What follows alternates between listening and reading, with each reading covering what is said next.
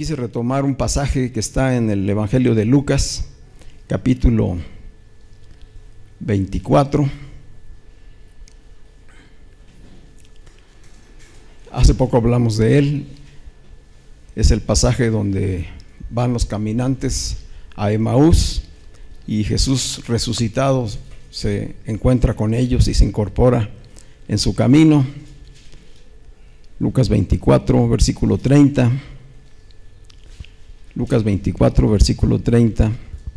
Después de haber caminado con ellos y conversado, nunca se dieron cuenta de que era Jesús el que caminaba junto a ellos, el que finalmente ellos invitaron a que se quedara y pudiera compartir la cena.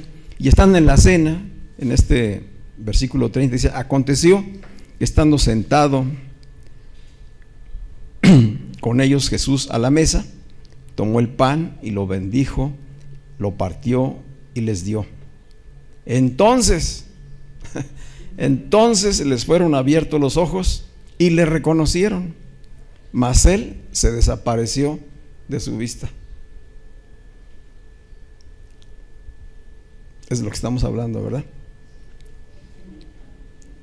Habían estado con él durante 3 años y medio. A la hora que él es crucificado, sepultado, hay una dispersión y nadie estuvo junto a él, a excepción del discípulo Juan y otros pues así de lejecitos, pero la mayoría huyeron. Y después el resucitado se acerca a estos discípulos, son discípulos, y no le reconocen, no lo identifican. ¿Cuándo lo identifican? A la hora que está sentado a la mesa con ellos y que parte el pan, que es el símbolo de la comunión del cuerpo en Cristo. Y cuando dicen: ¡ay!, les fueron abiertos los ojos y era el momento de poderlo celebrar, dice, entonces desapareció. Ya no estuvo más en ese momento con ellos. Y dice que entonces decidieron regresar a Jerusalén e incorporarse con nosotros discípulos. Y reflexiono en esto porque en especial la obra de la iglesia necesitamos apreciarla más. La obra de la iglesia, que tiene que ver con el cuerpo de Cristo, el cuerpo local donde Él nos ha colocado, y también la familia. Sabemos que la familia es una pequeña iglesia donde hay creyentes, 2 o 3 reunidos en su nombre, allí está Él. Entonces claro que debemos valorar, apreciar todo lo que Dios nos ha concedido en familia, pero nos ha puesto en una familia más grande, una familia espiritual, una familia en la que ni siquiera conocemos a todos los hermanos que tenemos, porque son millones el día de hoy, y han sido millones por generaciones, y que a veces no alcanzamos a tomar conciencia de valorar lo que Dios nos ha dado. A veces nos pasamos el tiempo queriendo buscar y encontrar la iglesia correcta, poder encontrar el mejor momento para reunirnos, y después intercambiamos por diferentes actividades.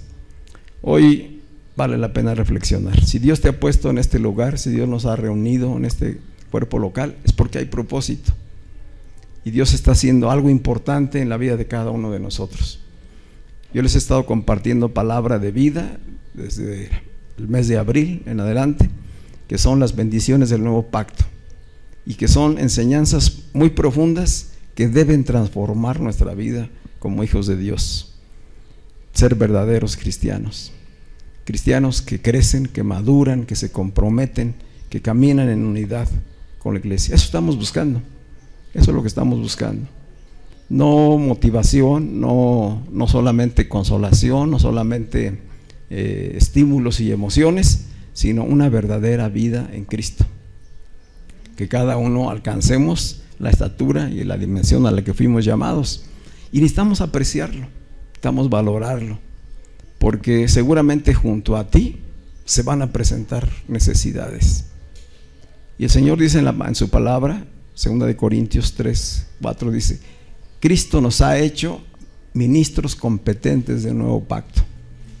Ministros competentes, dice Pablo, y esta competencia no es de nosotros, viene de Dios. Cada hijo de Dios ha sido hecho ministro competente, que conoce la verdad y que la vive y que por lo tanto es una bendición, es luz donde quiera que Él está, donde quiera que estamos. Y muchas veces va a haber situaciones como esta que te platico, de que tengamos que estar en un velorio, que tengamos que a lo mejor estar con personas enfermas, que comúnmente no las vemos, con familiares. Yo tengo varios meses atendiendo a mi mamá. Recuerdan que se cayó, la intervinieron y ha sido una gracia de Dios. Ella casi está lista, ya comienza a caminar, casi a desarrollar su vida normal, ya está en terapia de rehabilitación y damos gracias a Dios por todo eso, ¿verdad? Y a través de eso se contacta uno con muchas otras personas y donde quiera que estamos, dice la palabra de Dios, llevamos el olor, la fragancia de su presencia y somos de bendición a cualquiera que esté en necesidad. Pero necesitamos valorar y apreciar todo lo que Dios nos está dando y lo que tenemos para hacer ese conducto de bendición hacia otras personas. Fuimos llamados a ser bendecidos para bendecir. No fuimos llamados para quedarnos con la bendición. No somos llamados para solamente en una reunión ser bendecidos, no, la bendición está completa en nosotros a través de Cristo. Y por eso hoy cantábamos, hoy te vengo a bendecir, hoy no vengo a pedir, ¿verdad? ¿Cuántos vienen en esa actitud? Venimos a agradecer, venimos a glorificar, a alabar, a adorar al Señor, porque Él es digno y porque la obra más grande ya la hizo en cada uno de nosotros, que nos está transformando. Amén. Y darnos cuenta de lo que pasa en nuestras vidas, valorar y apreciar, pues se debe reflejar. Entonces yo creo que necesitamos nosotros crecer más hoy como iglesia local y poder dar testimonio a nosotros mismos y a los demás de que Cristo está en nosotros y que nos ha bendecido. ¿No creen? Y que no esperemos a que las cosas no estén para entonces decir, híjole, lo que teníamos, ¿verdad? Lo que nos habían dicho, sino que podamos atesorarlo, apreciarlo y compartirlo. Que aprendamos a distinguir entre lo que es transitorio y lo que es eterno. Siempre se nos olvida lo eterno porque estamos más metidos en lo inmediato, en lo transitorio. Entonces aprender a vivir en ese discernimiento de que muchas de las cosas que nos rodean son transitorias y lo eterno es algo que permanecerá y estará para siempre en nuestras vidas y será el legado que transmitamos a otros. Amén. En ese contexto es que les quiero animar, pues por un lado a elevar nuestro compromiso con la congregación local y ser puntuales y ser gente que se congrega con fidelidad, con asistencia constante y ser fieles en nuestros diezmos y en nuestras ofrendas. Yo sé que es un tiempo difícil económicamente hablando y se percibe la economía de nuestra congregación no está en el mejor nivel y tenemos compromisos que atender cada mes y pues es importante tu participación, que si por alguna razón en algún momento no estás, sin embargo cada semana fielmente estés apartando tu ofrenda, estés apartando tu diezmo y el día que sí estás podrás hacer entrega de él. Es algo que ya a Dios le pertenece, estemos o no estemos, ¿verdad? Necesitamos ser fieles nosotros y crecer en ese compromiso y que lo manifieste, porque en la medida que la iglesia es bendecida podemos bendecir a muchas más personas, podemos atender a los que están en necesidad y no podemos tener una iglesia carente, sería incongruente que donde está el Cristo que es abundante y pleno tuviéramos padecimientos de necesidad o de escasez. No debe haber escasez, en el cuerpo no debe haber escasez, debe haber abundancia, capacidad para bendecir a otros. Y ciertamente alguno del cuerpo puede dolerse o puede pasar por necesidad, pero el cuerpo estaría capacitado para levantarle, para consolarle, para apoyarle. ¿Cuántos dicen? Amén. ¿Sí? Bueno, no era el mensaje de hoy, esa era una introducción. Prepararnos y apreciar lo que tenemos. Siempre en este tipo de reuniones donde hay duelo, donde hay dolor, escucha uno muchas cosas, ve muchas cosas y sobre todo pues en gente que forma parte del cuerpo de Cristo, aunque algunos no de esta iglesia local, y pues deseamos que Dios nos ayude a crecer y alcanzar madurez. Todos tenemos alguna área de debilidad, lo importante es que estemos conscientes de ella y digamos, sigo trabajando, como decía Pablo, persevero, voy a la meta. Amén. Bueno, ¿no se enojan? Vamos a la palabra de hoy. El mensaje de hoy, la verdadera adoración. La verdadera adoración. Y tiene todo que ver con esto que estamos hablando. Realmente ya entré en materia desde que comencé a compartirles de esto. Pero tenemos un pasaje especial que hoy vamos a abordar. Quizá no lo agotemos totalmente, pero vamos a entrar en este tema. La verdadera adoración. Hemos venido hablando de estos últimos domingos de la obra del Espíritu Santo en nosotros, de lo que es la llenura del Espíritu y cómo se obtiene esa llenura. Y hay un propósito, o sea, ¿para qué ser llenos del Espíritu Santo? Pues para ser verdaderos adoradores. Entonces estoy dando secuencia a eso, y a través de este pasaje que hoy vamos a ver de manera ilustrativa cómo es el proceso de alcance por la gracia de Dios y de transformación para llegar a ser verdaderos adoradores. Y este pasaje es algo, algunos o la mayoría de ustedes lo han escuchado o lo han leído. Es Juan capítulo 4. Juan capítulo 4, versículos del 1 al 42.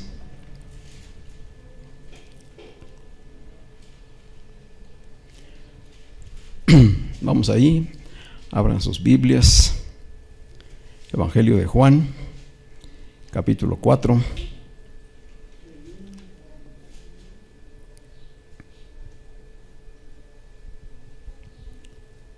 Y vamos a ir desde el versículo 1. ¿Se acuerdan de este pasaje? Quien habla de un encuentro entre Jesús y la mujer samaritana, ¿verdad? Jesús y la mujer samaritana. Entonces, un encuentro que tiene Jesús con ella.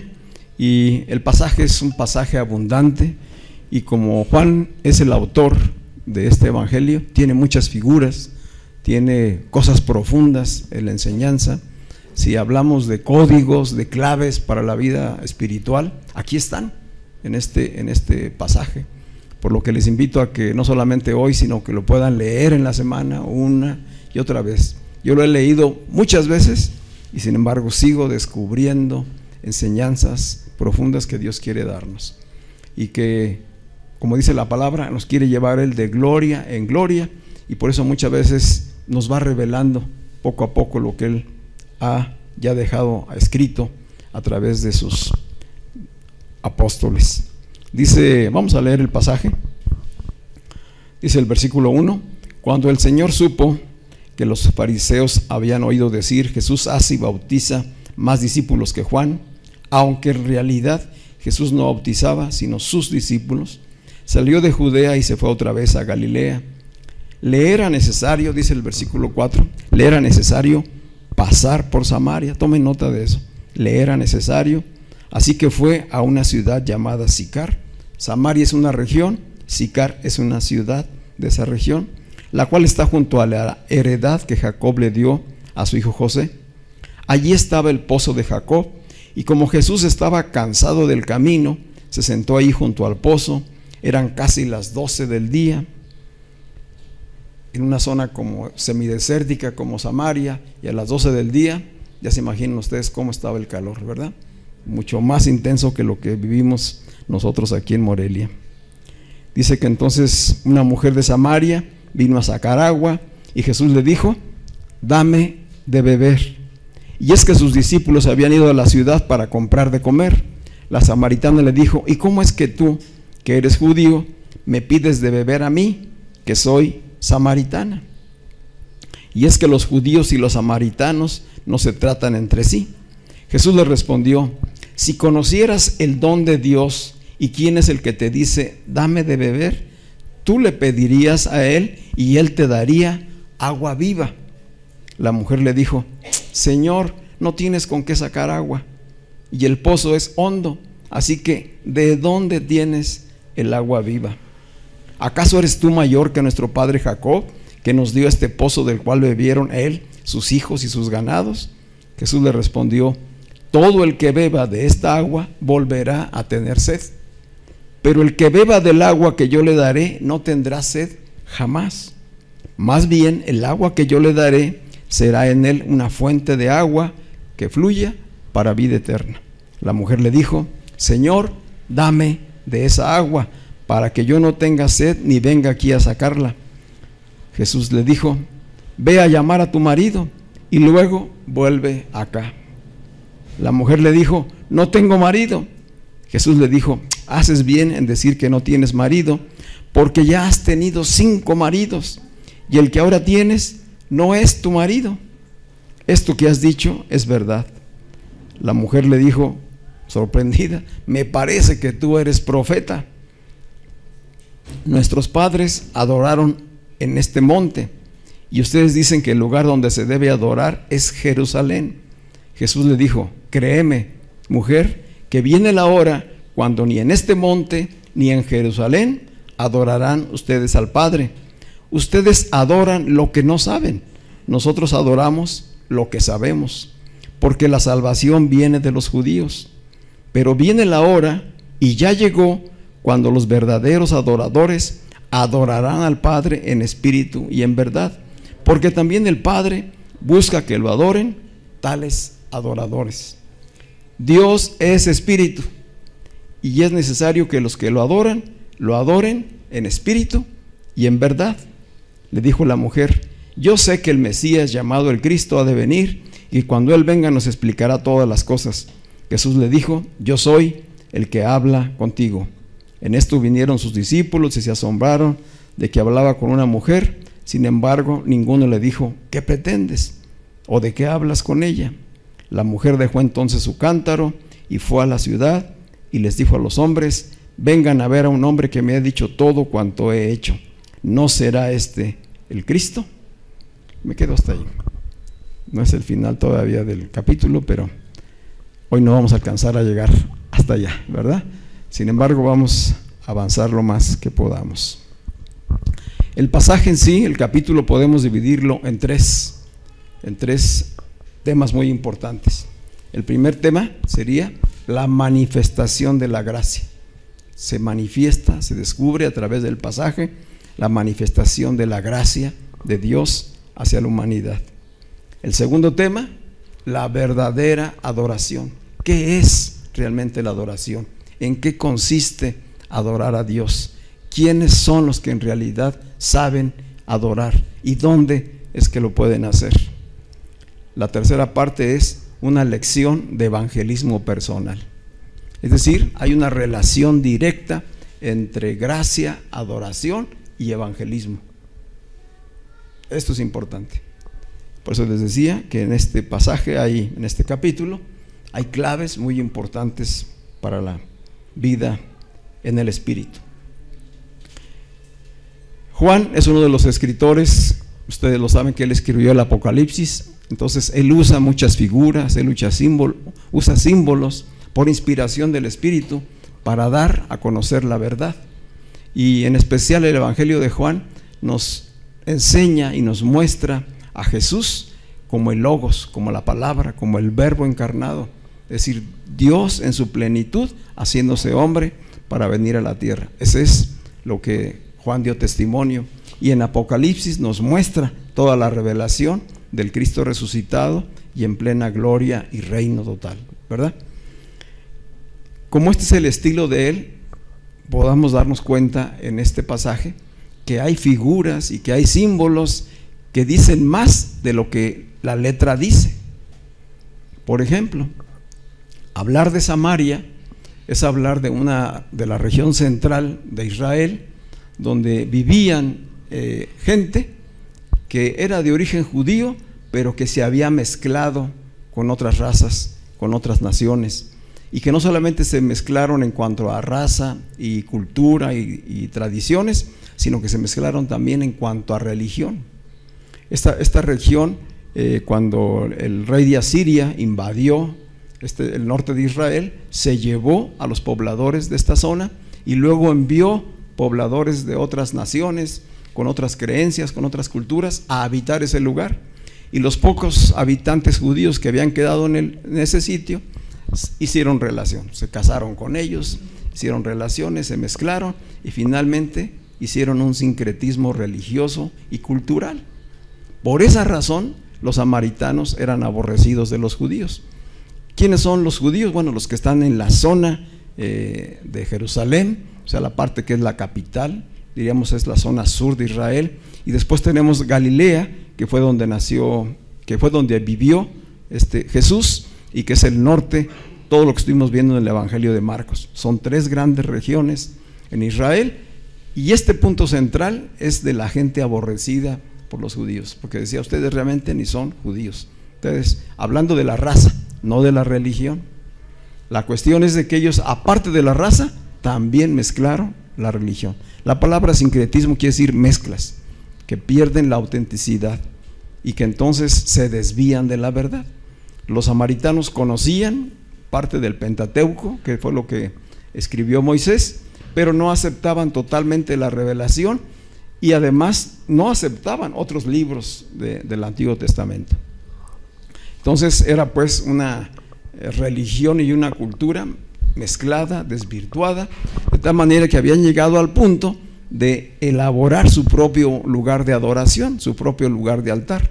Dios había establecido que el lugar de adoración era Jerusalén, donde finalmente David levantó allá el tabernáculo y después posteriormente se erigió ahí el templo de Salomón en Jerusalén, porque allí Dios había establecido que era el sitio para adorar, para llevar a cabo el culto a él. Y los samaritanos levantaron en el monte Gerizim un altar y un lugar de adoración. ¿A quién le adoraban? Puesto que tenían una mezcla de enseñanzas. Entonces ellos decían que adoraban a Jehová, pero en realidad estaban totalmente desviados. Por eso el contexto en el que aquí se desarrolla esta narración. Entonces vamos a hablar del efecto que tienen las religiones, las mezclas y cómo desvían de la verdadera adoración. Esta mujer samaritana es también una figura. Ella representa a la iglesia. La mujer en la escritura es símbolo de la iglesia. Y esta mujer samaritana, que no se da su nombre, ya desde allí son puntos de interés, no se dice cómo se llama, es una samaritana, pero es una mujer no redimida, una mujer con demasiadas necesidades, pero con un deseo sincero de buscar a Dios.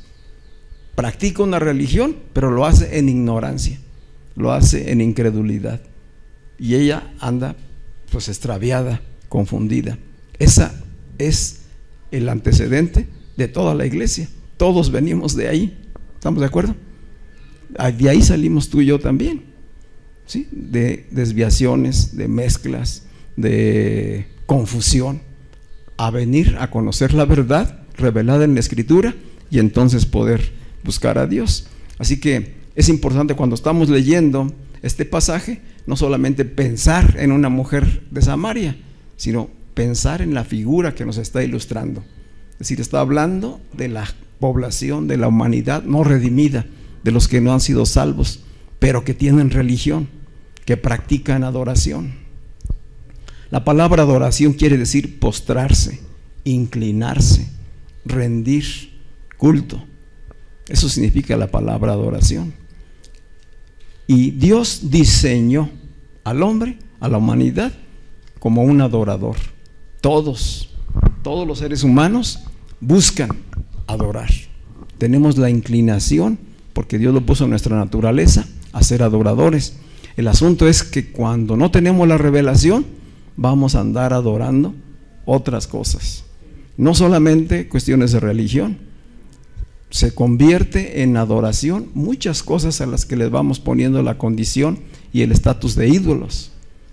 Y los ídolos no solamente son las imágenes, no, tiene mucho que ver con pensamientos, con filosofías, con estilos de vida, con aquellas cosas a las que les damos prioridad y las vamos atesorando y las valoramos y a ellos les dedicamos el tiempo, la vida.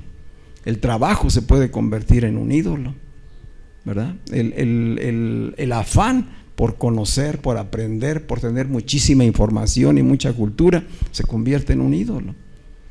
La comida puede convertirse en un ídolo, ¿verdad? El alcohol se convierte en un ídolo. Cualquier tipo de adicción. ¿Por qué se convierte en ídolo? Porque cautiva a la persona, la tiene dominada, controlada, y la persona se inclina, se permite, se somete, entonces le está adorando. Así que hoy en realidad tenemos un mundo lleno de idolatría, lleno, estamos rodeados de idolatría, y a veces llegamos a pensar que pues por ser ya evangélicos o cristianos ya salimos de ahí, y muchas veces no es así, sino que incurrimos en acciones como la samaritana, donde no estamos mezclando unas cosas que sí entendemos y más o menos sabemos, con otras que no entendemos, y entonces tenemos una vida inconstante, inestable, donde aún no se refleja la obra que Cristo ha hecho en nuestras vidas. Por eso es tan importante. Así que lo que Juan aquí nos muestra pues son figuras propias del nuevo pacto, un nuevo pacto que es profundo en cuanto a la revelación de la gracia, la salvación, el don de Dios, lo que es el agua viva. Dice el pasaje que leímos que Jesús iba camino a Galilea y que le era necesario, dice ahí, pasar por Samaria. ¿Por qué le era necesario? ¿Qué razón había? ¿Por qué no cruzó el Jordán y rodeó Samaria como lo hacían todos los judíos? Los judíos nunca atravesaban por Samaria, preferían brincar el río Jordán y rodear y subir, por esa enemistad, por esa adversión que había entre ellos. Ni ellos podían ver a los samaritanos, ni los samaritanos podían ver a los judíos. Sin embargo, Jesús dice, le era necesario. Por eso le era necesario, porque estaban perdidos, marginados, separados, sumidos en la idolatría, y no había quien fuera a llevarles la verdad. Era una misión divina la que Jesús iba a realizar. En realidad, ese encuentro en el pozo con la mujer samaritana es un encuentro divino, programado, planeado desde muchos años antes. Desde la eternidad ya había Dios planeado ese encuentro. Entonces Jesús sabía exactamente la hora, el cómo, cuándo llegar. No fue circunstancial, nada fue circunstancial, todo fue con propósito, fue con una visión clara y era totalmente espiritual. Jesús iba buscando a esa mujer que es símbolo de la iglesia. ¿Sí? No perdamos de vista eso. Él fue a buscarla. Dice, fue a la ciudad de Sicar y ahí la encontró junto en el pozo. Él estaba sentado y ahí llegó la mujer. Dice Lucas 5:31 que los que están sanos no tienen necesidad de médico, sino los enfermos. Y Jesús dijo, yo no he venido a buscar justos, sino a pecadores para llevarlos al arrepentimiento. Ese era el propósito de su visita a ese lugar.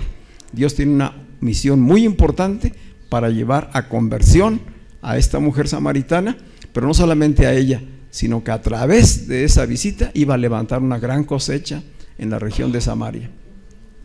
En Jerusalén no lo aceptaban. Jesús va de Jerusalén hacia Galilea para finalmente desarrollar allá su ministerio. Son más o menos habían pasado unos 6 meses de que fue bautizado Jesús en el río Jordán, que recibió la llenura del Espíritu Santo y que había empezado a predicar el evangelio del reino. Inmediatamente los fariseos reaccionaron y empiezan a perseguirlo, y entonces él decide que no es el tiempo de enfrentarlos ni de desgastarse con ellos, y decide irse a Galilea. Pero antes de llegar a Galilea, pasa por Samaria para demostrar que esos, los marginados, los menospreciados, los últimos serían los primeros. Ellos fueron los primeros en tener una visitación poderosa del Mesías Salvador y experimentar una conversión y una salvación poderosa en Samaria. Hoy necesitaremos eso. Dice que entonces Jesús estaba cansado, se sentó junto al pozo, y Juan aprovecha aquí para mostrarnos que Jesús era también 100% humano, que tenía necesidades, que se cansaba, que tenía hambre, que tenía sed, y que no recurría a hacer milagros para satisfacer sus necesidades, porque no vino a satisfacer sus necesidades, sino las necesidades de los que estaban perdidos. Él dijo: mi comida es hacer la voluntad de mi Padre. Esa es la prioridad. Y es un modelo y un ejemplo para nosotros. Y Juan aprovecha y dice pues que eran como las 12 del día, la hora sexta dice ahí, eran aproximadamente las 12 del día, una hora que es muy significativa, porque no era la hora en que las mujeres iban por el agua al pozo. Normalmente las mujeres no iban a esa hora, pues buscaban ir ya por la tarde o muy temprano en la mañana, cuando aún el sol no era tan intenso. Y por lo regular cuando iban al pozo pues aprovechaban para platicar y intercambiar información de lo que estaba sucediendo en la comunidad, etcétera. Había, sí, ciertamente iban por agua, pero había un tiempo también de convivencia, de recreación. ¿Qué está sucediendo aquí? Que esta mujer evitó eso. Ella evitó encontrarse con otras mujeres en el pozo, por eso fue a la hora de más intenso calor, porque no quería tener relación con su comunidad. ¿Por qué? Por lo que ya leímos más adelante, ¿verdad? Sí, la comunidad sabía que ella había tenido 5 maridos y que actualmente estaba viviendo con uno que no era su marido. Y esto religiosamente, con prejuicios y por cultura, era totalmente aborrecido. Entonces ella era señalada, ella era enjuiciada, era una mujer que padecía. Posiblemente entonces estaba aislada totalmente y buscó ese momento. Y va y se encuentra allí con un judío, una persona extraña que además pues está solo ahí, y tiene el atrevimiento de hablarle. Por cultura y por prejuicios los hombres no hablaban con las mujeres, y menos si era un rabí. Y sin embargo Jesús la aborda y dice: dame de beber. Fue Jesús quien tomó la iniciativa, él fue a ese lugar, él es el primero que le hace la petición, y de esta manera comienza el diálogo con la mujer samaritana. Así que él es el que le plantea la pregunta, y la mujer inmediatamente lleva el diálogo al terreno cultural, al terreno de las diferencias, al terreno de la separación. ¿Cómo tú, siendo judío, me pides a mí de beber, que soy mujer samaritana? ¿Cuántas cosas separan a los hombres, a la humanidad, socialmente hablando? Las ideologías, la religión, los prejuicios, las diferencias raciales, las diferencias económicas. Hay multitud de factores que nos separan, que nos dividen, que impiden que realmente seamos verdaderas comunidades. De esa condición Dios nos rescata y nos trae a su iglesia local, donde se ha de romper todas estas barreras, como lo hizo Él. Él rompió con toda barrera social, con toda barrera religiosa, y Él se acercó y Él habló, y finalmente tiene pues este contacto con la mujer samaritana, y ella pues reacciona como era lógico de esperarse, y nos muestra a nosotros la manera en que responde la humanidad ante el acercamiento de Dios. Hay muchas cosas que se van a oponer. Jesús supera todo esto y le dice: si conocieras el don de Dios, ¿y quién es el que te dice? Aquí empieza lo importante del mensaje para nosotros. Se necesita conocer. ¿Qué se necesita conocer? El don de Dios. Necesitamos conocer el don de Dios. ¿Qué es el don de Dios? Es la gracia. Es la gracia salvadora, santificadora, purificadora. Es la gracia que finalmente nos ayudará a llevar y desarrollar una vida en Cristo. Es Cristo mismo. Le está revelando la gracia a esta mujer. Si conocieras el don de Dios. ¿Y quién es el que te dice? Si no solamente en lo macro del propósito de Dios, sino en lo personal. Y si supieras quién es el que te dice: dame de beber.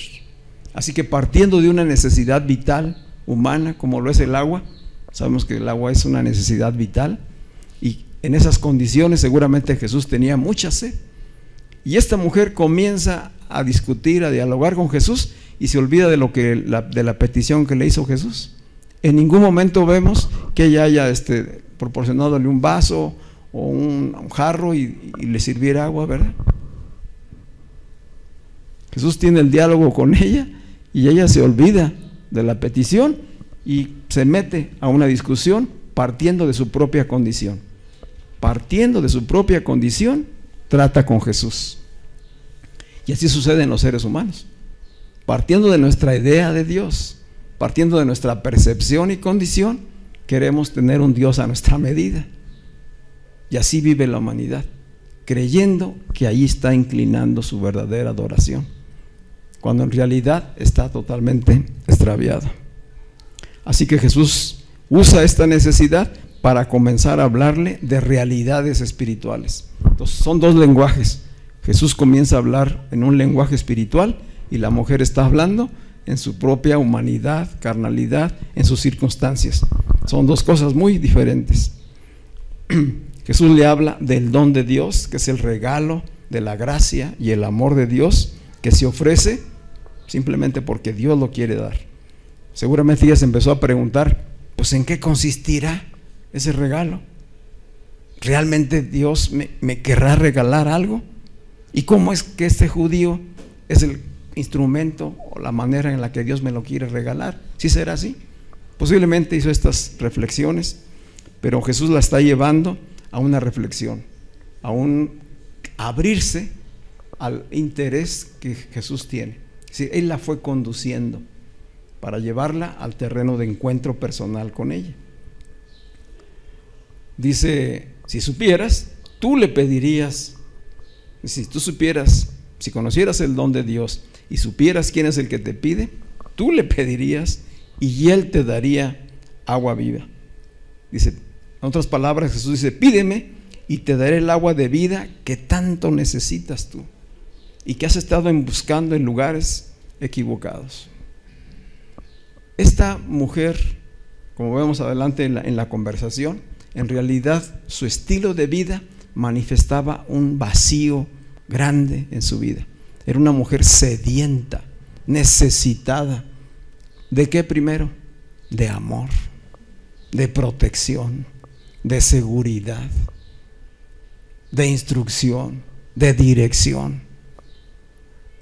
Iba al pozo recurrentemente, de manera solitaria, para evitar el trato con las demás personas, el juicio y la condenación, pero estaba sufriendo. Y aunque podía saciar su sed del agua que sacaba de ese pozo, en realidad su verdadera sed, su verdadera necesidad no era saciada. Nosotros hoy sabemos que en algún momento de nuestras vidas así nos hemos experimentado, vacíos, necesitados de Dios, y que muchas veces no encontrábamos cómo era posible llenar ese vacío. Así que Jesús la va llevando a esa reflexión, a esa toma de conciencia, la está despertando. Trajo un despertar espiritual a ella, llevándola a encontrarse consigo misma y con el Salvador que tiene ahí frente a ella. Dice la mujer, ¿de dónde pues tienes el agua viva? ¿Cómo? ¿Cómo que tú eres el que tienes agua viva si estás aquí pidiéndome un poco de agua para saciar tu sed? ¿Cómo es que tú me puedes ofrecer a mí esa agua? Y Jesús tiene que aclararle, ¿verdad? La mujer le dice, ¿cómo es que tú me puedes dar agua si ni siquiera tienes con qué sacarla de este pozo? Ese pozo en el que estaban ellos sentados no es un pozo donde naciera el agua o que hubieran perforado hasta la profundidad donde se localizaba el agua y estuviera ahí surgiendo, pues subiendo. Estos pozos, como ese pozo que hizo Jacob, eran pozos de captación. Lo que sucedía es que durante las lluvias abrían ese pozo, se llenaban y permanecían por un tiempo, y entonces podían ir a sacar agua, podían llevar a sus animales y darles de beber, pero llegaba un momento en que se agotaba y tenían que esperar otra vez una nueva temporada para que hubiera lluvia y se pudiera captar. Entonces era lluvia captada. Por eso Jesús le dice, el agua que yo te ofrezco es agua viva. Lo que entendemos por agua viva en lo natural es agua de manantial, donde nace, ¿verdad? Y donde está naciendo, pues allí es constante los veneros y puedes acercarte al agua. No era el caso aquí. Ese era un pozo de agua que se captaba y que después la gente iba a tomarla a ese lugar. Sin embargo, ella dice, tú no tienes con qué sacarla, aún esta agua, no tienes con qué sacarla. ¿De qué está hablando? Ella sí tenía la capacidad de poder sacar el agua y poder satisfacer la necesidad de Jesús, que tenía sed, pero para nada consideró el ofrecérsela. Más bien quiere confrontar a Jesús con su imposibilidad de él sacar el agua, y que además le está ofreciendo algo que según ella Jesús no puede darle. Y muchas veces esta es una de las principales barreras del hombre para realmente conocer a Dios, la autosuficiencia. El pensar que en realidad podemos satisfacer nosotros nuestras necesidades y que realmente a Dios lo ocupamos solamente para ciertas cosas, ¿verdad? Eso es tremendo. Y por eso le pregunta a ella, ¿acaso eres tú mayor que nuestro padre Jacob?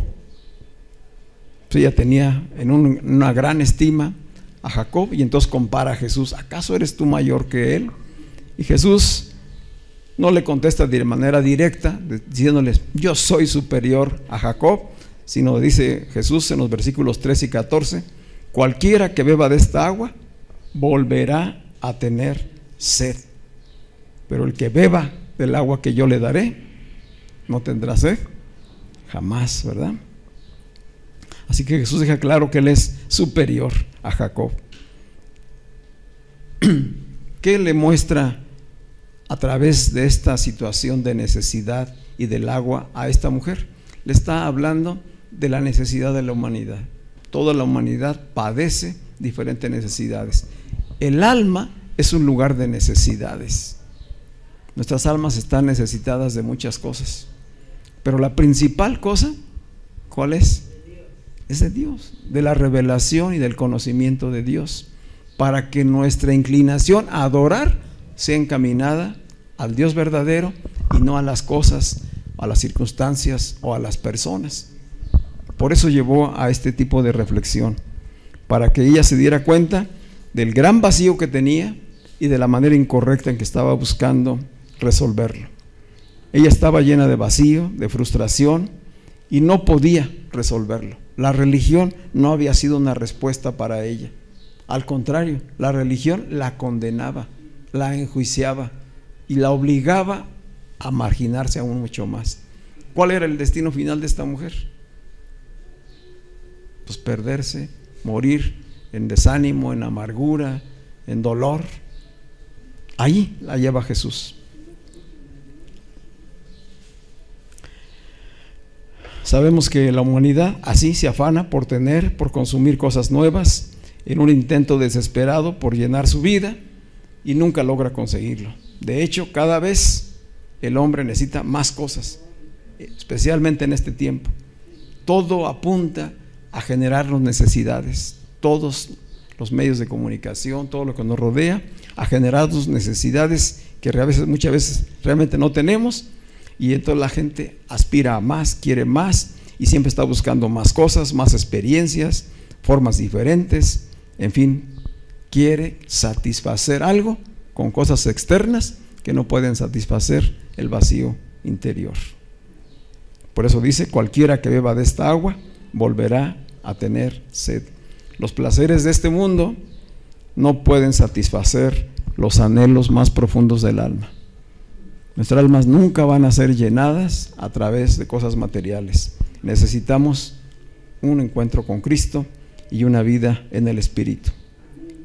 Por eso decíamos y terminábamos hace 8 días el mensaje de la llenura del Espíritu Santo, hablando de que cuando experimentamos como hijos de Dios la necesidad de tener felicidad, de tener paz, de tener alegría o tranquilidad, buscando nuevamente satisfactores en las cosas, ya sea alimentos o bebidas o sustancias o personas, en realidad es un reflejo de que estamos vacíos de la llenura del Espíritu, aunque el Espíritu esté en nosotros. Entonces hoy tenemos multitud de creyentes sinceros, ¿verdad?, que buscan a Dios, pero que no han tenido la revelación completa y están vacíos, no están llenos del Espíritu. y por eso siguen experimentando esa necesidad. Hoy Jesús vuelve a hablarnos de la importancia de poder ser llenos del Espíritu Santo, porque los que confiamos en Cristo y estamos llenos, no estaremos buscando satisfacciones por fuera, sino que Jesucristo mismo, la fuente de agua viva, es quien satisfacerá toda necesidad emocional y espiritual en nuestras vidas. Así lo dijo: el agua que yo les daré será en ustedes una fuente de agua que salte para vida eterna. Él se revela como la fuente del agua de la vida, y lo explicó ahí en Juan 7:37, Juan 7:37 al 39. Dice: en el último y gran día de la fiesta, Jesús se puso en pie y alzó la voz diciendo: si alguno tiene sed, venga a mí y beba. El que cree en mí, como dice la Escritura, de su interior correrán ríos de agua viva. Esto dijo del Espíritu que habían de recibir los que creyesen en Él. Así que toda esta conversación sobre el agua, ¿de qué está hablando? Del Espíritu de Dios, ¿verdad? Es un símbolo y una figura del Espíritu. Ese es el agua viva, esa es la verdadera vida, la que puede satisfacer nuestras necesidades. Así que Jesús siempre se estuvo refiriendo con esta mujer al Espíritu Santo que había de venir para llenar toda necesidad. La mujer dice en ese momento: bueno, pues dame de esa agua para que yo ya no tenga más sed ni tenga que venir a este lugar. Ella seguía pensando en el agua física. Sí, pues bueno, evítame entonces la pena de tener que venir aquí a la hora de más calor y dame de esa agua para que yo ya no tenga sed. Pero Jesús entonces la confronta con su problema y con su situación más fuerte. Esta mujer es un ejemplo de esas dificultades que el hombre tiene para entender las cosas espirituales. Es decir, estaban en el diálogo y ella no lograba elevarse a entender las palabras en el Espíritu. Ella seguía pensando en lo natural, y Jesús cambia la conversación de manera repentina y le dice: ve, llama a tu marido y ven acá. Cuando ella finalmente pidió el agua, dice: ve, llama a tu marido y dile que venga acá. ¿Por qué cambió de esa manera tan drástica la conversación Jesús?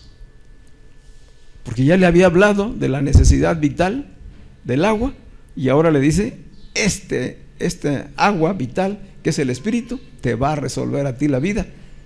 Pero primero tienes que reconocer la condición en que te encuentras, el estilo de vida que llevas, el desorden que hay en tu vida. Hay que arreglarlo. Hay que buscar a Dios en arrepentimiento, en confesión, en fe, para que puedas recibir el agua viva. Entonces le muestra allí Jesús que necesitaba poner orden. Ve por tu marido. Dice: pues no tengo marido. Dijo Jesús: has dicho la verdad, porque 5 maridos has tenido, y el que tienes actualmente, con el que vives, no es tu marido.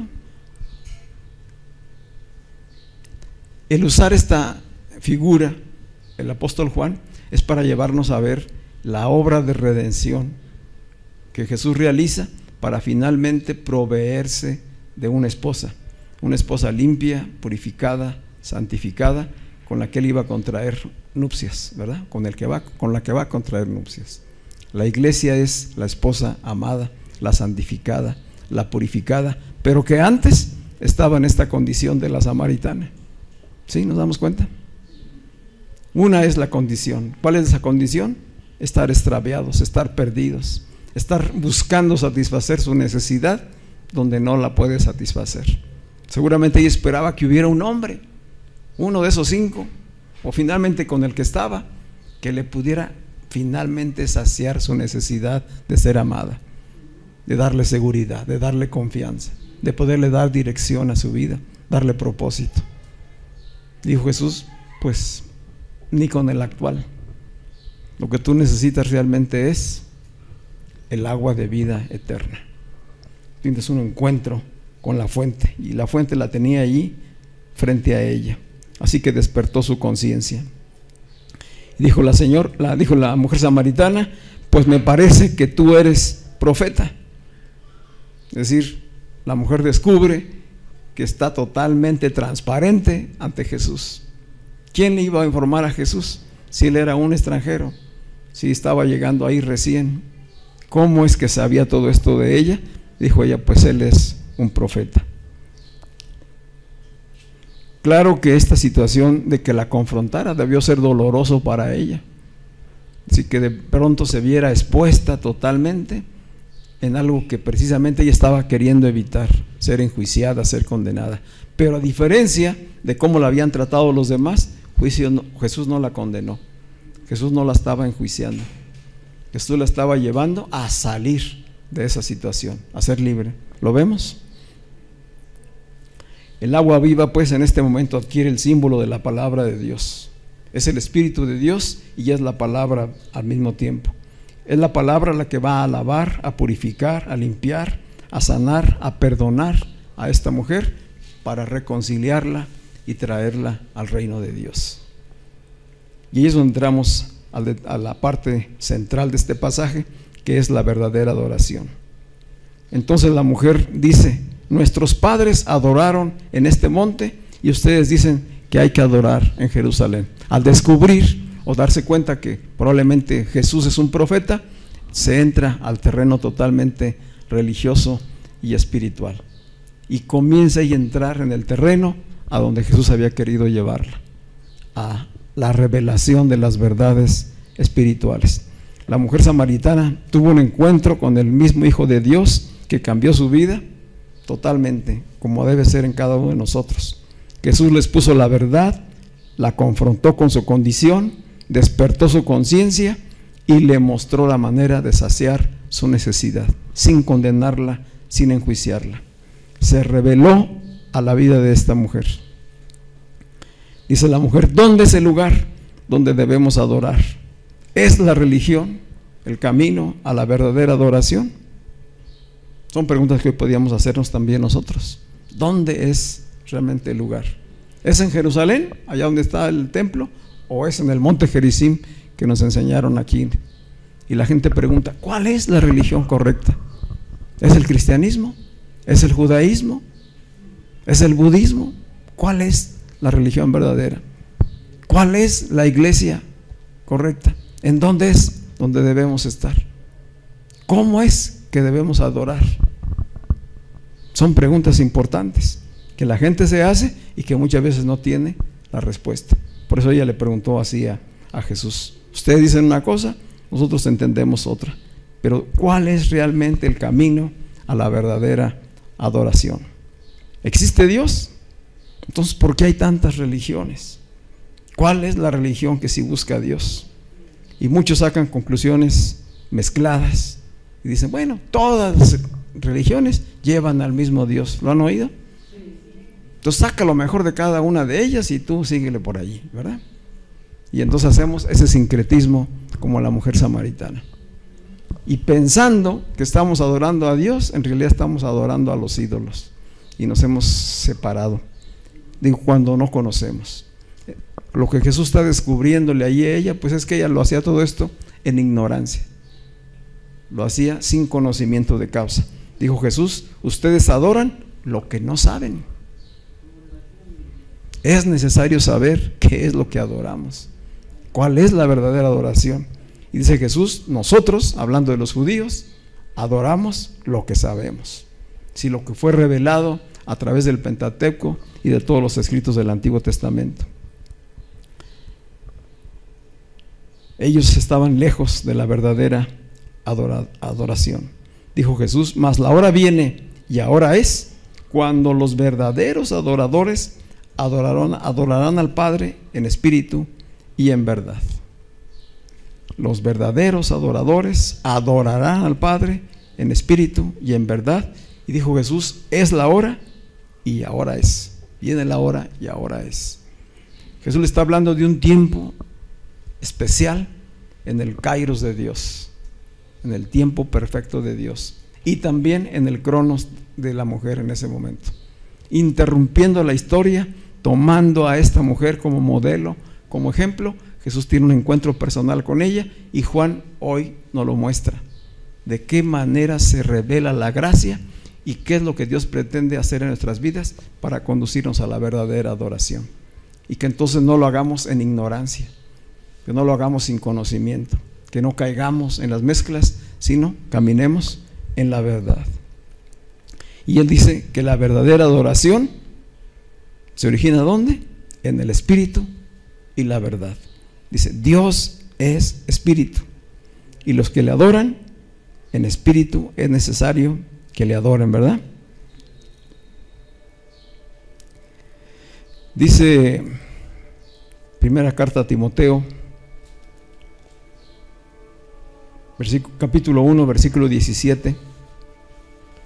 Dice, por tanto, el Rey eterno, inmortal, invisible, único Dios, a Él sea honor y gloria por los siglos de los siglos. Primera Timoteo 1:17. Está definiendo lo que Dios es.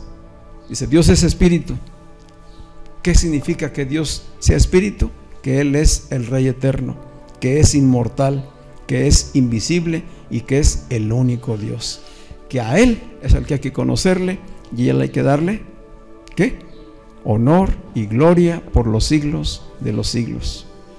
Pero se tiene que hacer en espíritu y en verdad. Dios es espíritu y los que adoran en espíritu y en verdad es necesario que adoren. ¿Qué significa adorar en espíritu y en verdad? Que es necesario que el espíritu que hoy está en nosotros sea el que adore a Dios. Es imposible ser un adorador en la condición que Dios ha establecido si el Espíritu de Dios no está en nosotros.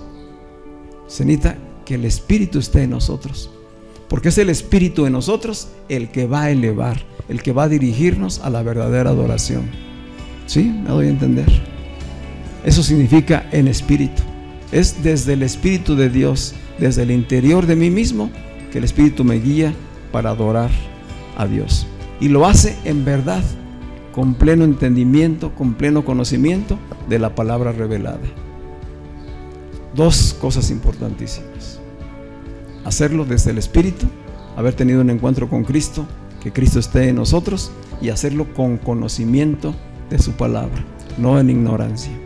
Y entonces la adoración es verdadera, porque nace de Dios mismo y está fundamentada en su palabra. Esto es importante porque nos habla de que la adoración es un asunto de Dios en nosotros. Dios en nosotros, no afuera de nosotros. Antes, dijo la mujer, se nos enseñó que había que ir al monte Gerizim o que había que ir al templo allá en Jerusalén. Dijo Jesús, ni allá ni en este lugar.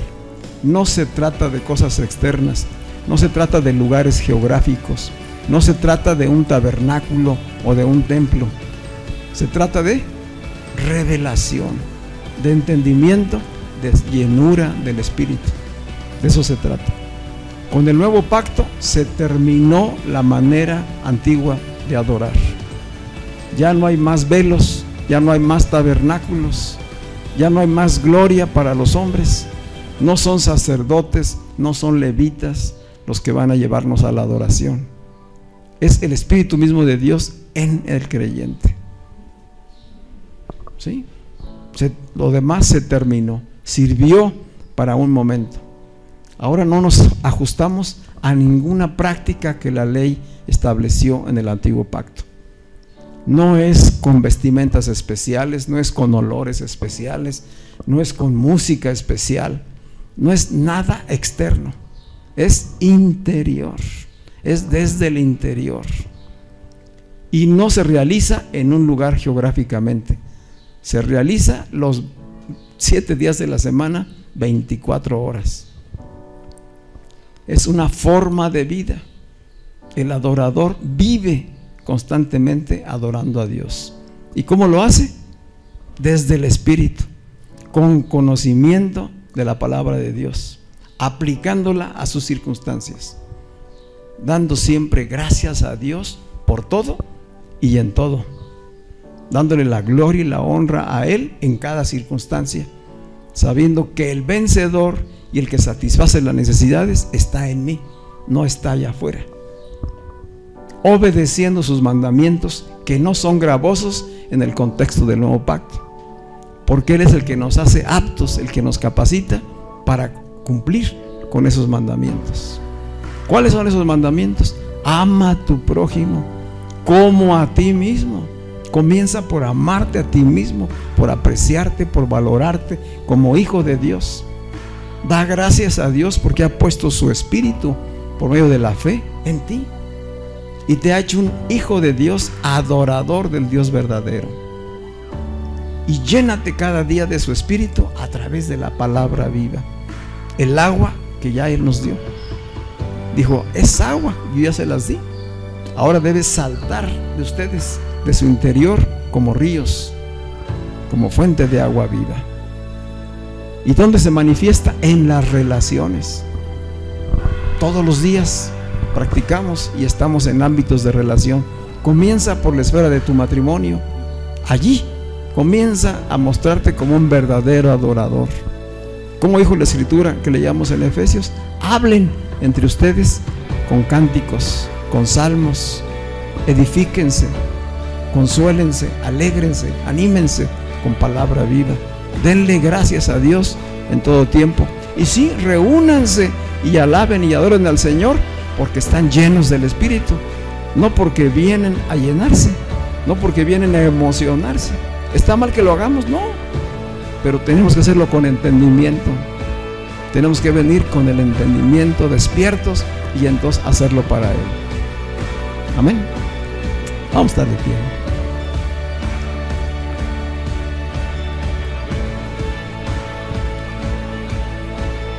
Por eso es que hay tanto riesgo. Siempre lo ha habido y hoy lo sigue habiendo. Por la necesidad que tiene el ser humano de adorar y de recibir o sentir las experiencias, los resultados de esa adoración. Estamos buscando sentir para decir, adoramos al Señor. Y las emociones son consecuencia, deben ser consecuencia del entendimiento que tenemos, del Espíritu que está en nosotros y de la palabra que está morando en abundancia. Claro que puede producir emociones, claro que puede producir reuniones poderosas en el Espíritu, pero no porque el Espíritu está moviéndose acá afuera, sino porque el Espíritu está inspirándonos a cada uno, moviéndonos a que mostremos el fruto del Espíritu: el amor, el gozo, la paz, la paciencia, la fe, la templanza. Así que el verdadero adorador lo hace todos los días, todos los días. ¿Qué se necesita, decíamos, para llegar a este punto? Nacer de nuevo. No podemos llegar a ser verdaderos adoradores si no hemos nacido. Necesitamos un encuentro personal con Cristo como el que tuvo la mujer samaritana y ser transformados. Y una vez que el Espíritu está en nosotros, caminar fielmente, llenando todo nuestro ser, espíritu, alma y cuerpo. El Espíritu lo tenemos. ¿Qué necesitamos? Que nuestra alma sea llena, y entonces con entendimiento mostremos la verdadera adoración, amando a tu esposa, a tu esposo, a tus hijos, sabiendo cómo relacionarse con el patrón o con los empleados, o con los vecinos, o con los amigos, en cada esfera de relación. Dice Pablo, y sometiéndose unos a otros en el temor de Dios. Todas esas son señales y frutos de un verdadero adorador. Entonces la adoración no es para el lugar de reunión. ¿Es importante? Claro que sí, pero la adoración es continuamente, todos los días, con diferentes personas, ¿verdad? Y obviamente que el compartir del Evangelio es parte vital de nuestra adoración a Dios. Amén. Cierra tus ojos y oremos. Padre, te damos gracias.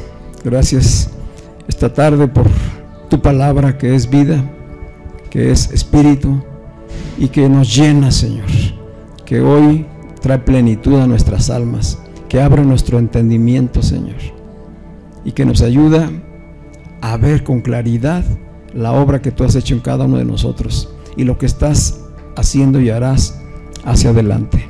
Por eso te damos gracias, Señor. Gracias por la vida de cada uno de los que hoy formamos parte de esta iglesia local, Señor, porque nos has sacado de las tinieblas y nos has traído a la luz, Señor. Y en su momento nos has mostrado nuestra condición delante de ti y nos has llamado al arrepentimiento. Y hoy, Señor, estamos en ese proceso de renovar nuestros pensamientos, de poder gobernar nuestras emociones, de poder realmente gobernar nuestros cuerpos y poderlos presentar como ofrenda agradable a ti, Señor. Padre, y sabemos que toda esta obra no depende de nuestros esfuerzos o capacidades, sino de la obra que tu Espíritu Santo realiza en nosotros mismos.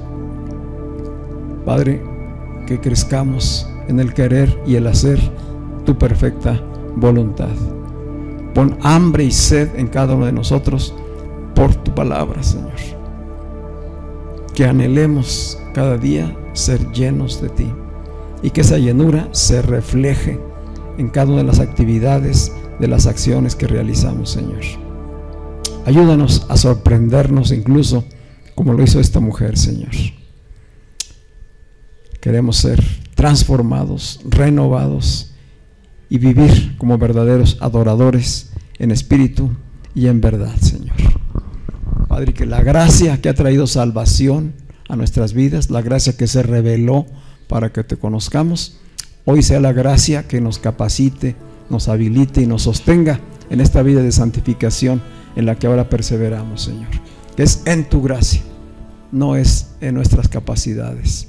Y que sabiendo que tú terminarás la obra, porque así lo has prometido, que la obra que iniciaste en cada uno de nosotros, tú la terminarás, tú la consumarás. Y sabemos que tú eres fiel a tu palabra, Señor. Por eso te alabamos, te exaltamos y te damos gloria esta tarde en el nombre de Jesús. Amén.